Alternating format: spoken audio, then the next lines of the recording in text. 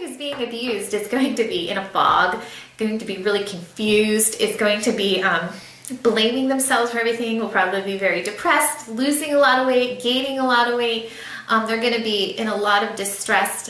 They're going to be confused about what went on. The person that's being abused is not going to be the calm, cool, confident one.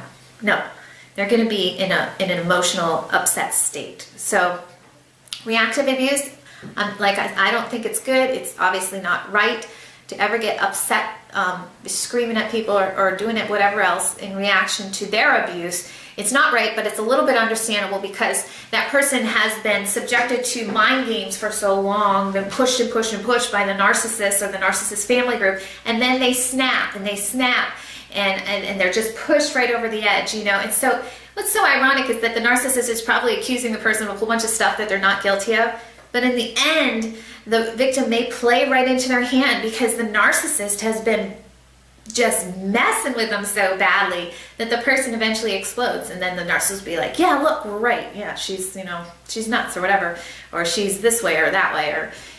So that's what reactive abuse is, and I hope that's helped you in understanding a little bit about abuse in general. And so if you're in a situation and you're wondering who the abuser is and who the victim is, most likely both parties have not behaved perfectly, but if you want to know who the true abuser is, it's going to be the one that's not really that affected by, any upsetness, as much in terms of,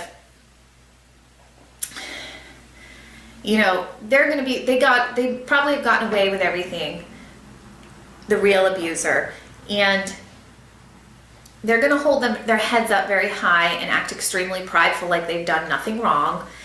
They're going to seem concerned about the person they've victimized and targeted, but they're not concerned at all.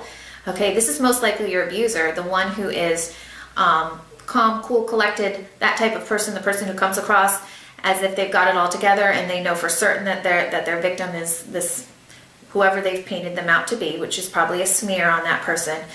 And then the person who's the real victim, you can tell who the real victim is because they're going to be much more broken. They're going to be much more willing to admit true wrong, real admittance of stuff.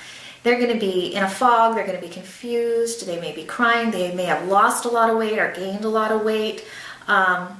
They may be a little irritated at some points, but that is who your real victim is. That person has been subjected to a lot of head games and psychological abuse and so forth like that. So if you've heard of a situation, you're trying to figure out who was the abuser, who was the abused,